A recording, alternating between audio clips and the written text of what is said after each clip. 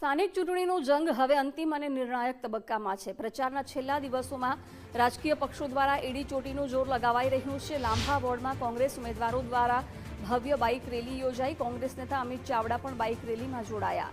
છેલ્લી ઘડીએ મતદાતાઓને રીઝવવાના પ્રયાસો તેજ થયા છે। બાઇક રેલી સાથે લાંભા વોર્ડના ઉમેદવારો ડોર ટુ ડોર પ્રચાર કરી રહ્યા છે।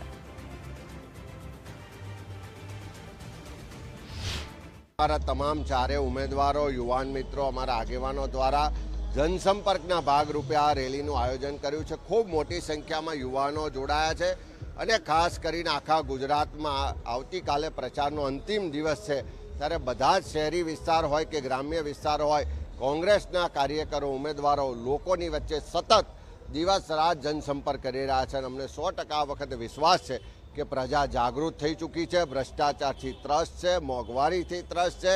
આ શાસકોનું જે અહંકાર છે, જે અભિમાન છે એને સબક શીખવાડવા માગે છે અને 26 તારીખે ભારે મતદાન થશે અને પરિવર્તન થશે।